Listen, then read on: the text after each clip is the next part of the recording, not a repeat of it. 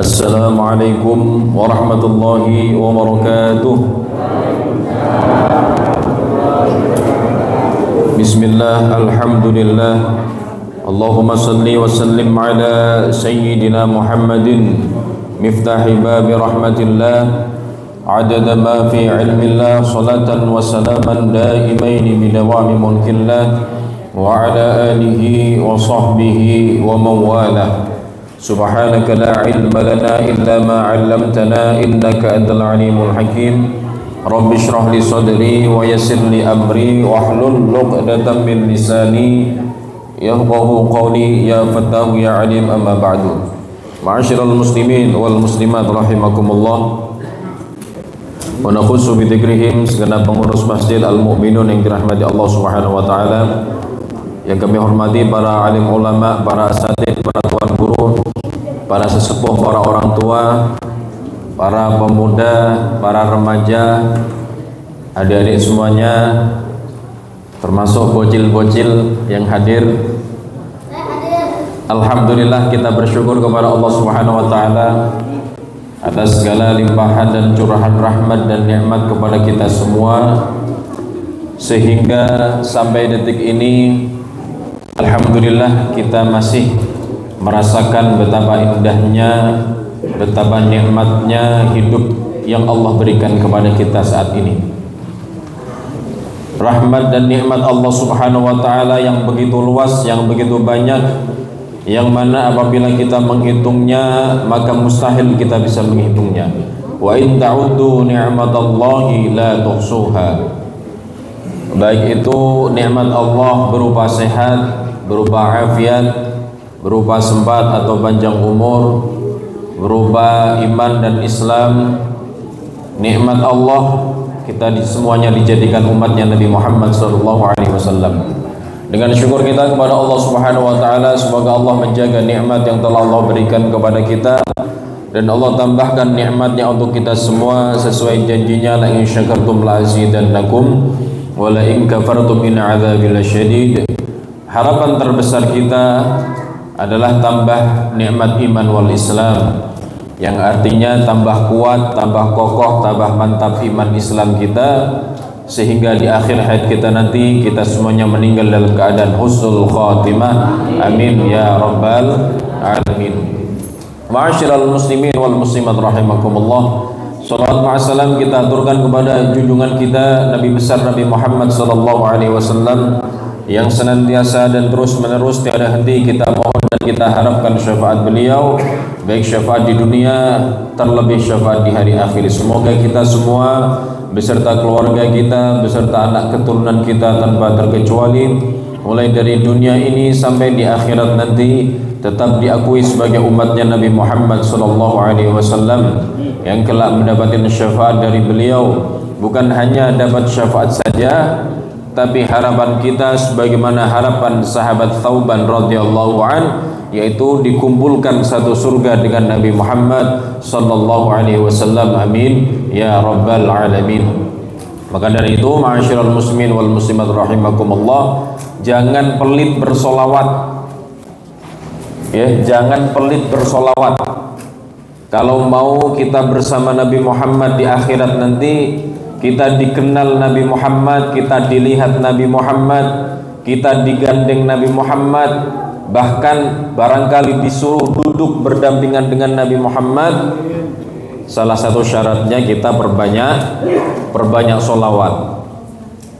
Kita ini sadar bahwa amalan kita ini antara diterima, antara tidak diterima. Bahkan kalau kita mau jujur, semua yang ada di sini kalau mau jujur, kalau ditanya kira-kira sholat kita itu sempurna apa enggak, pasti semua akan menjawab tidak sempurna atau kurang sempurna. Kalau ditanya diterima sama Allah apa enggak sholat kita, kita hanya mengandalkan husnudzon saja.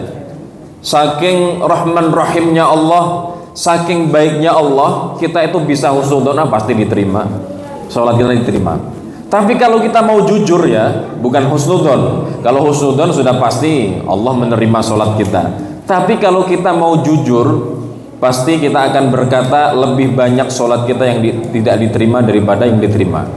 Lah kalau kita sudah mengakui bahwa banyak amalan kita yang ternyata tidak diterima oleh Allah, ini kejujuran kita, maka kita harus memperbanyak sholawat. Kenapa? Karena sholawat itu adalah amalan yang pasti diterima, pasti dikabul, diterima oleh Allah Subhanahu wa Ta'ala. Ya, amalan yang pasti diterima adalah sholawat. Bahkan apabila dilakukan oleh orang yang sombong, dilakukan oleh orang yang ujub, dilakukan orang yang pamer, riya, sholawat tetap diterima. Misalnya ada orang yang suaranya bagus, dia membaca qasidah sholawat pujian kepada Nabi Muhammad, dilengkok-lengkokkan suaranya dengan harapan dipuji oleh orang-orang yang mendengarnya, nggak apa-apa, tetap diterima sama Allah. Ajibnya seperti itu. Tapi kalau sholat supaya dilihat tetangga, ya, oh Pak itu kok khusyuk ya, Pak D itu semakin taat ya, ke masjidnya semakin rajin. Oh ya sudah, mampu lemah misalnya, pantas rajin misalnya gitu. Kalau kita niatnya sholat agar supaya dipuji, dilihat, disanjung oleh orang, tidak diterima oleh Allah. Tapi kalau sholawat diterima. Ini pembukaan saja ya, nanti ini pas jam 8 nanti kita masuk kepada intinya. Dalam satu cerita yang ada di Mesir, Bapak Ibu semuanya, ada seorang perempuan itu artis, diminta untuk memerankan seorang waliyah. Ya, artis ini disuruh memerankan seorang wanita yang solehah, seorang waliyah, seorang wali dari golongan perempuan, kekasih Allah dari golongan perempuan, Sayyidah Rabi'ah Adawiyah. Sayyidah Rabi'ah Adawiyah ini kan waliyah, walinya Allah, kekasihnya Allah dari golongan perempuan, yang senantiasa mencintai Allah, mencintai Rasulullah, bahkan menyibukkan dirinya dengan bersolawat kepada Nabi Muhammad. Lisannya selalu basah untuk membaca solawat kepada Nabi Muhammad. Bahkan di akhir hayatnya, beliau itu menggali kubur beliau sendiri, beliau hias kubur beliau sendiri, kemudian duduk di dalam kubur liang lahat beliau, membaca Quran, hatam Quran sebanyak 7.000 kali hataman. Itu Sayyidah Rabi'ah Adawiyah. Nah, artis tadi, artis Mesir, perempuan yang disuruh memerankan Sayyidah Rabi'ah Adawiyah, itu adalah perempuan yang biasa, artis Pak. Ya, pakaiannya itu biasanya kekurangan atau belum selesai dijahit sudah dipakai, seperti gitu, atau kekurangan kain kan gitu. Artinya apa? Tidak menutup aurat, tidak menutup aurat, dan dalam kehidupan sehari-harinya jauh dari agama. Tapi gara-gara dituntut oleh produser ya Pak, film, yang pembuat film itu dituntut untuk memerankan seorang waliyah, seorang perempuan solehah, yaitu Sayyidah Rabi'ah Adawiyah. Kemudian di dalam film tersebut perannya adalah memperbanyak solawat, maka mau nggak mau ya harus memperbanyak solawat, meskipun lisannya pura-pura, hatinya pura-pura, karena hanya menjalankan tugas pemeran dalam film. Tapi apa hasilnya? Ketika perempuan tadi selesai memerankan film Sayyidah Rabi'ah Adawiyah, taubat, dan sekarang menutup aurat berkat solawat kepada Nabi Muhammad Sallallahu Alaihi Wasallam. Sallallahu ala Nabi Muhammad. Ya, ini solawat Pak. Ya, jadi jangan meragukan solawat.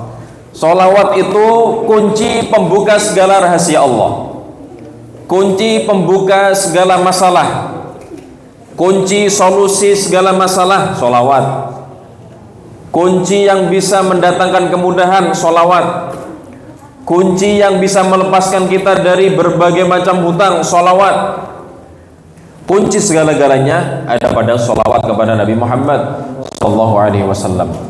Maka dari itu perbanyak sholawat. Semoga dengan sholawat ini bisa menambah nilai ibadah kita di hadapan Allah Subhanahu Wa Taala. Amin ya Rabbal Alamin. Ma'asyiral muslimin wal muslimat rahimakumullah. Pada saat ini kita berada di bulan Dzulqa'dah dan sebentar lagi kita akan memasuki bulan Dzulhijjah. Yang mana bulan Dzulqa'dah dan Dzulhijjah ini adalah sama-sama bulan mulia yang diagungkan oleh Allah Subhanahu wa taala. Ya, adik-adik yang ada di belakang, hafal bulan-bulan Islam mulai dari Muharram sampai terakhir, ada yang hafal? Ya. Dari awal sampai akhir, Muharram, Safar, Rabiul Awal, Rabiul Tsani, Jumadil Awal, Jumadil Tsani, Rajab, Sya'ban, Ramadan, Syawal, Dzulqa'dah, Dzulhijjah. Sekarang ini kita berada di bulan Dzulqa'dah, bulan ke-11 dari bulan Hijriah. Yang sebentar lagi kita masuk bulan Dzulhijjah. Dua bulan ini adalah merupakan bulan yang dimuliakan, yang diagungkan oleh Allah dari 4 bulan. Jadi Allah itu memiliki 12 bulan, 4 diantaranya dimuliakan, diagungkan oleh Allah, yaitu bulan Dzulqa'dah, Dzulhijjah, Muharram, kemudian terpisah jauh yaitu bulan Rajab. Kira-kira apa keutamaan bulan Dzulqa'dah dan juga bulan Dzulhijjah yang akan datang ini? Keutamaannya dalam Al-Quran Allah Subhanahu wa taala berfirman, Inna iddatash syuhuri 'indallahi 12 syahran fi kitabillah yauma khalaqas samawati wal arda minha arba'atun hurum. Ya. Sesungguhnya jumlah bilangan bulan di sisi Allah itu 12 bulan, ya. Intinya dalam bulan yang hurum, bulan yang dihormati, yang dimuliakan, diagungkan oleh Allah, fala tazlimu fihinna anfusakum. Jangan mendzalimi diri kalian di bulan yang hurum, bulan yang mulia, bulan yang agung. Kenapa? Karena apabila kita mendzalimi diri kita di bulan yang mulia, bulan yang agung, itu dosanya berlipat-lipat. Maka dari itu kesimpulannya adalah kalau kita dilarang mendzalimi diri kita dengan bermaksiat kepada Allah, dengan berdosa kepada Allah dan makhluknya Allah, maka kesimpulannya kita ini diperintahkan memperbanyak ibadah di bulan-bulan yang mulia, bulan-bulan yang agung. Lah bulan yang lainnya gimana, Pak? Kok yang 4 saja yang dimuliakan? Semua bulan mulia, semua bulan mulia, tapi suatu keniscayaan selalu seperti itu, Pak. Ada pengecualian dan ada beberapa yang diutamakan lebih daripada yang lainnya. Contoh misalnya 7 hari dalam satu pekan itu semuanya bagus, semuanya baik, semuanya mulia, tapi yang paling mulia hari Jumat, Sayyidul Ayyam. Kemudian dalam 1 tahun ada 12 bulan, semuanya mulia, semuanya baik, semuanya bagus, tapi selalu ada pengecualian, ya. 4 bulan hurum, 4 bulan yang agung, yang mulia, Dzulqa'dah, Dzulhijjah, Muharram, Rajab. Ada lagi nanti 24 jam dalam 1 hari penuh. Setiap jamnya itu mulia, setiap jamnya bagus, setiap jamnya baik, tapi ada pengecualian nanti, ya. Kapan? Sepertiga malam terakhir, kan seperti itu. Ada yang mengatakan menjelang subuh, bahkan ada yang mengatakan setelah maghrib sampai isya, kan seperti itu pengecualian. Semua sholat maghrib, isya, subuh, duhur, asar 5 kali dalam sehari, semuanya bagus, semuanya mulia, tapi ada pengecualian. Satu yang paling mulia yaitu hafidhu ala sholawati wa sholatil wusta. Sholat wusta ini memang sholat yang dirahasiakan, Pak. Ada yang mengatakan sholat asar, itu sholat pertengahan. Kenapa sholat asar? Karena sholat asar ini yang paling sering dilalaikan, Pak.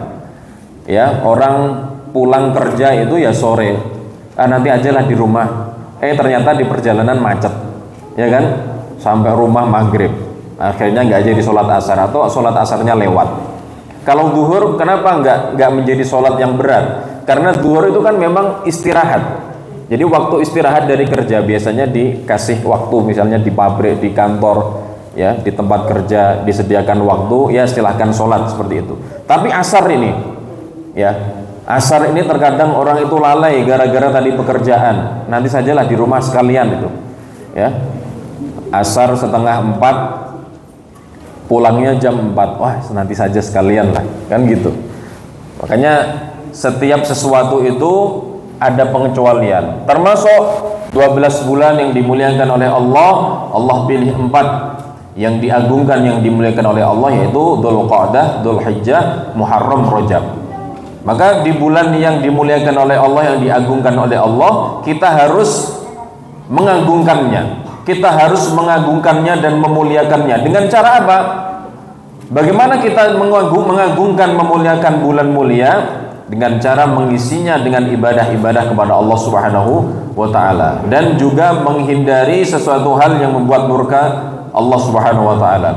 Sebagaimana satu kaidah yang mengatakan, ya, intinya adalah apabila amalan itu, ini ada kaidah perlu untuk diingat, Pak. Kita ini kan sering kita ini kan mendapatkan satu hadis atau dalil yang mengatakan misalnya beribadah di bulan Ramadan atau di bulan yang diagungkan oleh Allah, pahalanya nanti dilipat gandakan. Sering kan, Pak? Sering. Tapi ternyata kita juga sering lupa bahwa dosa yang dilakukan di waktu-waktu yang mulia itu juga akan dilipat gandakan oleh Allah. Kita jelaskan bahwa beribadah, beramal, menjalankan ketaatan di bulan yang agung, bulan yang mulia, itu pahalanya dilipat gandakan oleh Allah. Tapi juga kita sampaikan bahwa dosa yang dilakukan di bulan yang mulia, di hari yang mulia, juga akan dilipat gandakan oleh Allah. Ini sudah kaidah, Pak. Sudah kaidah. Ibaratnya bulan yang mulia ini kan, kalau kita menjalankan ibadah, Allah itu lagi memberikan banyak pahala kepada kita. Tapi begitu kita langgar aturan Allah, hukumnya Allah, Allah juga murkanya luar biasa. Ya, gampangannya gini saja lah, Pak. Gampangannya gini saja. Kita ini percaya sama orang. Kita ini cinta sayang sama orang. Apa-apa kita turuti, apa-apa kita kasih. Ya, terserah ini mau dianggap hubungan antara suami atau istri, atau teman dengan temannya, sahabat dengan sahabatnya, terserah. Ya, intinya apabila kita senang sama orang, kemudian kita kasih, kemudian kita perhatikan, kita berikan hal-hal yang baik kepada dia, tapi begitu dia mengkhianati kita, itu sakitnya luar biasa, Pak. Sakitnya luar biasa. Tapi kalau teman kita ini biasa, kita sama dia biasa, ya, berteman biasa saja, ya, berhubungan biasa saja, tidak ada yang istimewa. Begitu dia berkhianat, dia menyakiti kita, ya biasa saja. Tapi kalau kita jatuh cinta, kita sayang, kita berikan segalanya kepada teman kita tadi, begitu dia berkhianat kepada kita, di belakang itu menjelekkan kita, apa yang kita katakan? Oh, itu ya. Ternyata sakitnya luar biasa. Maka dari itu, di bulan yang agung, yang mulia seperti Dzulqa'dah dan Dzulhijjah yang akan datang nanti, mari sama-sama kita manfaatkan sebaik mungkin untuk beribadah kepada Allah Subhanahu wa ta'ala, mengejar keutamaan yang mana di bulan yang agung, yang mulia ini Allah meningkatkan, Allah melipat gandakan pahala yang diberikan kepada hambanya yang melakukan amal ibadah di bulan-bulan yang agung, yang mulia ini. Ma'asyiral muslimin wal muslimat rahimakumullah. Salah satu larangan yang kita sebutkan tadi adalah yang disebutkan dalam Al-Quran tentunya, fala tazlimu fihinna anfusakum. Jangan zalimi diri kalian di bulan yang mulia ini. Mendolimi, menyakiti diri itu bukan berarti kita ngeplai pipi kita, ya, Pak. Bukan berarti kita jedukkan batok kita di tembok, bukan. Bermaksiat, kita bermaksiat kepada Allah, kita berdosa kepada Allah, itu kita mendolimi diri kita. Ya, jadi segala bentuk kezaliman itu harus kita stop. Ya, harus kita hentikan. Termasuk perang.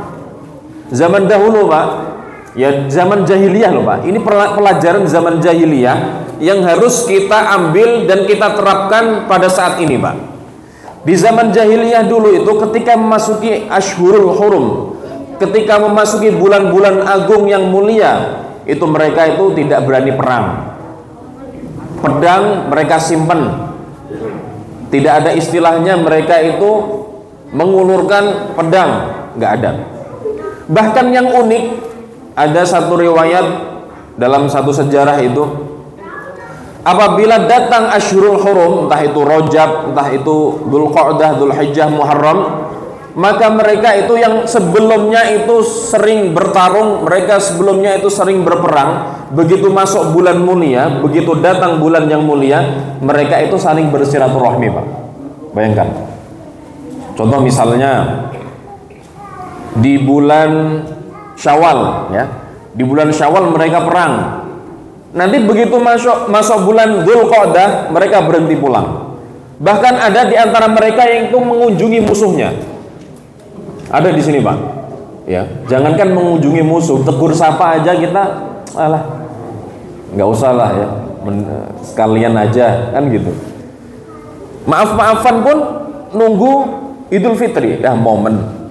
Kalau maaf-maafan di luar Idul Fitri kayaknya kok gimana ya? Dikira kurang afdol ya, afdolnya nunggu Idul Fitri.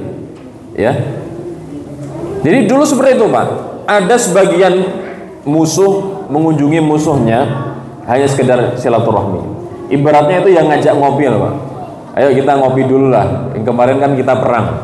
Ini Asyhurul Hurum, tidak ada peperangan, tidak ada permusuhan, kita ngopi-ngopi dulu. Istilahnya seperti itu. Misalnya balas dendam pun tidak ada. Balas dendam di bulan Asyhurul Hurum, di bulan-bulan mulia juga nggak ada. Misalnya contoh, di bulan Syawal ada peperangan. Ya, ada salah satu orang yang bapaknya terbunuh dalam peperangan itu. Nanti itu ketika masuk bulan yang agung, yaitu bulan Dzulqa'dah, si anak ini nggak berani balas dendam di bulan yang mulia itu. Sekarang gimana? Kita lihat di bulan Ramadan kemarin, yang harusnya kita fokus ibadah, kita harusnya fokus berpuasa, menambah amalan, menyibukkan diri dengan bacaan Quran, nyatanya masih ada di media sosial saling menghujat, saling mencaci maki, saling memfitnah, nyebar hoax. Sekarang kita masuk di bulan Dzulqa'dah, masih berada di bulan yang agung, di bulan mulia. Apa media sosial, pertarungan, perkelahian, perselisihan, permusuhan, caci makinya berhenti? Tidak, tetap semakin ramai. Ya kok malah kalah sama orang jahiliyah dulu. Jangan-jangan kita ini sudah saatnya balik jahiliyah lagi. Na'udzubillahi min dzalik. Memang seperti itu, Pak. Islam seperti itu. Ya, dulu kan dalam kajian keutamaan menghidupkan sunnah, kalau nggak salah berapa bulan yang lalu kan kita sampaikan, Islam ini muncul, lahir dalam keadaan yang asing, dan nanti di akhir zaman juga akan kembali asing. Ya, dulunya jahiliyah, di akhir zaman juga kembali pada jahiliyah. Barangkali salah satu jahiliyahnya seperti itu, Pak. Ya, sesama muslim, sesama orang Islam, sama orang yang beriman, saling berseteru, saling berselisih. Maka dari itu ya, kita masuk di bulan Dzulqa'dah, sebentar lagi di bulan Dzulhijjah, kita stop yang namanya perselisihan, stop yang namanya permusuhan. Ya, dieratkan silaturahim, dieratkan ukhuwah, khususnya ukhuwah Islamiyah. Ma'asyiral muslimin wal muslimat rahimakumullah. Kemudian pada bulan depan, yaitu bulan Dzulhijjah, ya sebenarnya bulan Dzulqa'dah ini juga sudah mulai ya, rombongan saudara-saudara kita, Masya Allah, yang melaksanakan ibadah haji. Semoga kita semuanya dipanggil Allah untuk melaksanakan ibadah haji. Caranya bagaimanapun, insya Allah kalau Allah sudah meridhoi kita, kita akan sampai. Amin ya rabbal alamin. Ya, ini saudara-saudara kita sudah banyak yang berada di tanah suci. Ada juga yang sampai tanah suci dikembalikan juga ada. Ya, yang nggak beres itu pakai visa-visa yang nggak resmi itu ada. Ya, intinya adalah kita masuk di dalam bulan haji, yang mana di dalam bulan haji, khususnya di bulan depan ini, bulan Dzulhijjah, ada satu perintah Allah Subhanahu wa taala, yaitu berkurban. Ya, bagi siapa yang sudah dimampukan oleh Allah dari segi ekonomi, segi rezekinya, mari sama-sama kita berkurban. Ya, ya nggak apa-apa, kita nabung setahun misalnya. Di sini berapa? 3 juta berapa, Pak? Yang kolektif, Pak? 3? 35 itu kalau dibagi 12 bulan, satu bulannya bisa kan dicicil berapa itu? 300 ribuan ya kan? Bisa. Nah, caranya memang seperti itu. Kalau kita mau korban kok langsung 3.500.000, wah uang saya nggak ada. Ya nggak bisa, memang harus dicicil. Misalnya selesai bulan Dzulhijjah nanti, begitu masuk Muharram, setiap bulan kita menabung. Ya kan? Kalau nggak bisa menabung, takutnya nanti kepakai. Kan seperti itu, Pak. Ya, menabung biasanya itu nggak lama kepakai kan gitu. Niatnya untuk apa? Tapi untuk kebutuhan yang lainnya. Kalau takut seperti itu, biasanya di masjid itu dibuka. Ya, begitu masuk bulan Muharram tahun baru Hijriah sudah dibuka. Di situ ada banner, ada spanduk besar, kemudian ditulisi tabungan korban. Nanti satu bulan bisa nyicil berapa ratus ribu, disetorkan ke bendahara. Seperti itu. Kalau memang niat seperti itu, Pak, ya. Untuk korban memang seperti itu. Kan setiap tahun itu viral. Tukang rosokan berkorban. Masya Allah, ya kan?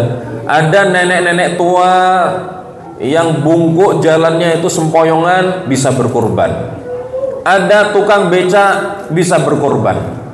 Nah, ini pukulan juga untuk kita semuanya. Barangkali kita yang selama ini mampu tapi belum bisa berkorban, atau lebih tepatnya belum tergerak hati kita untuk berkorban. Maka dari itu berkorban ini adalah bahkan diwajibkan bagi orang yang mampu, ya. Kalau tidak mau berkorban, kata Rasulullah, fala yaqrabanna musallana. Jangan sekali-kali, ini penekanan pakai nun taukid di akhir hadis tersebut, fala yaqrabanna. Jangan, sungguh jangan sekali-kali mendekati musalla, tempat sholat kami. Ya. Kenapa? Ya barangkali di situ kebencian yang sangat kepada orang kaya yang mampu tapi tidak mau berkorban.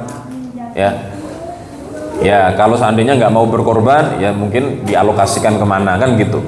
Ada dikatakan dalam satu riwayat, orang yang dimampukan oleh Allah Subhanahu Wa Taala dari segi rezeki dan ekonominya itu lebih-lebih, tapi tidak memberikan kemanfaatan bagi orang sekitarnya, bagi orang yang membutuhkan, maka tidak ada bedanya dengan Qarun. Na'udzubillahi min dzalik.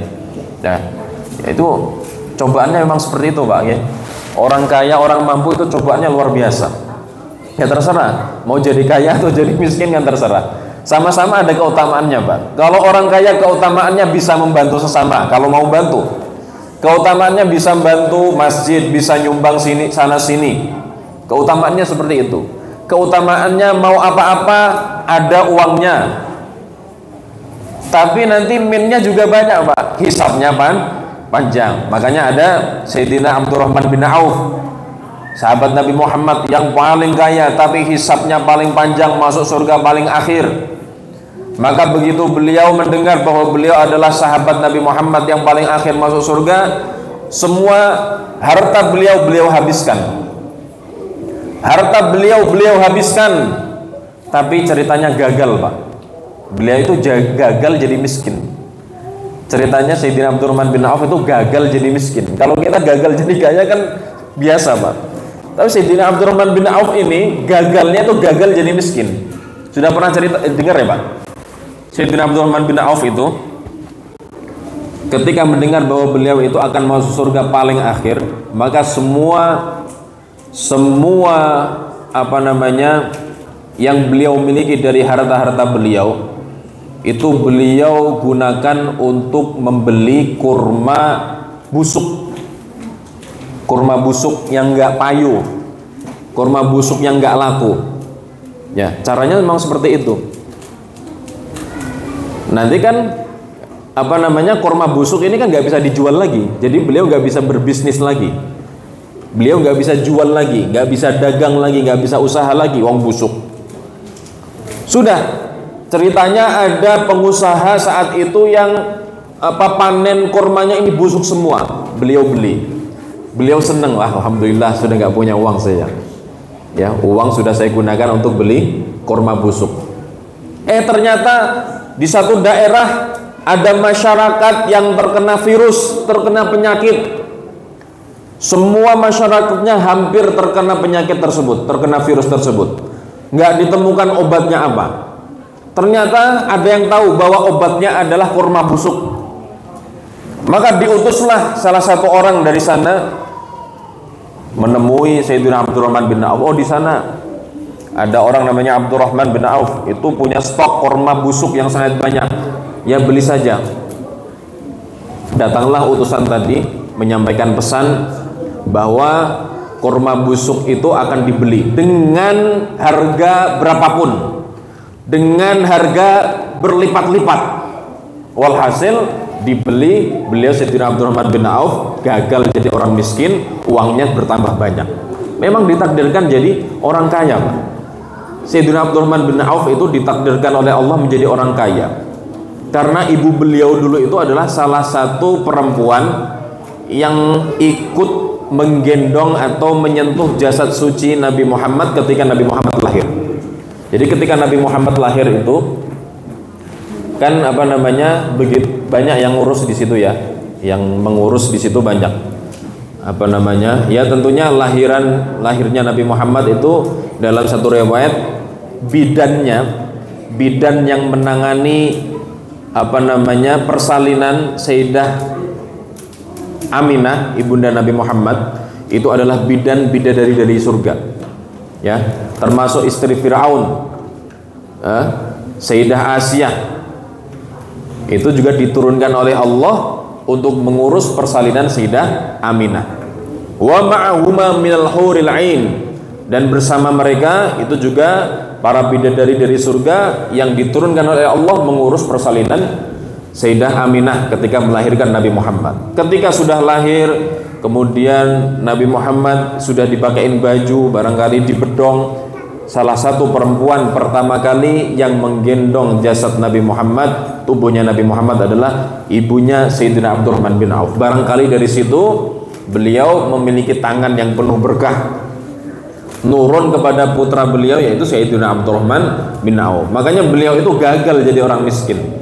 Ya, tapi ya tadi hisapnya panjang, hisapnya itu lama, hisapnya berat. Ya, ibaratnya kalau kita masuk matahari loh, Pak. Kalau kita masuk matahari, kita bawa barang, baju, bawa apa saja yang ada di dalamnya, nanti kita akan lebih lama di kasir. Karena dihitung dulu ya, dihitung sama kasirnya. Semakin banyak belanjaan kita, semakin lama kita di kasir. Kalau kita nggak mau dihisap sama kasir, ya nggak usah bawa apa-apa, ya kan? Ya artinya kita nonton saja, lihat barang yang bagus saja. Ibaratnya di dunia seperti itu. Oh ini barangnya bagus, tapi nggak pengen memiliki. Seperti itu. Walhasil ma'asyiral muslimin wal muslimat rahimakumullah, intinya adalah yuk sama-sama kita saling mengingatkan. Barangkali tidak bisa berkurban di tahun ini, kita harus punya cita-cita tahun depan dengan cara kita menabung setiap bulannya. Berapa yang ditentukan, insya Allah itu akan tercapai, ya. Karena sesungguhnya ibadah korban itu kita sama saja menghilangkan sifat kehewanan yang ada pada diri kita. Diri kita ini kan campuran ya Pak, ada baiknya ada buruknya, ya. Ada baiknya ada buruknya. Ya buruknya yang sifat hewani, ya sifat rakus misalnya, hawa nafsu kita yang tidak terkendali, ya. Ego itu kan sifat-sifat dari binatang, sifat-sifat dari hewan.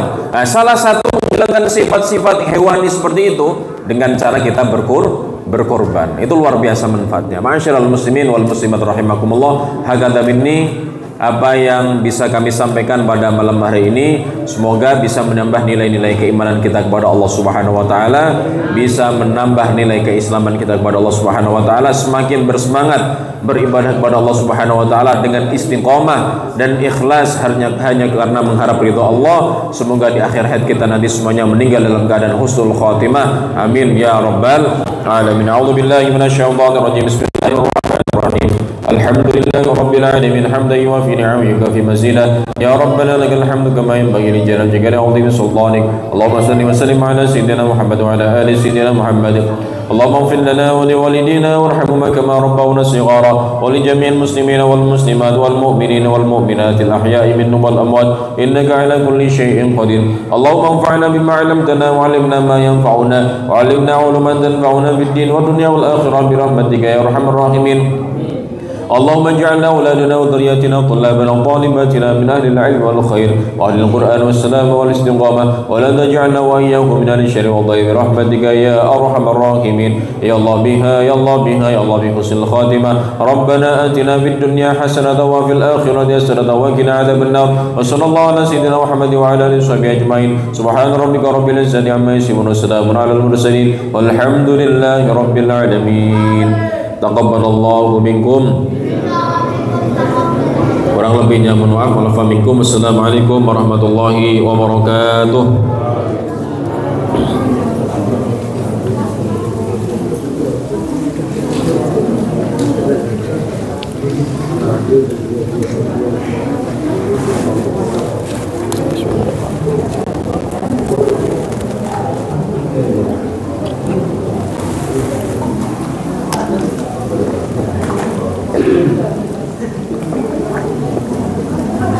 Orang dulu ada cara. Oh, mau Nggih, monggo.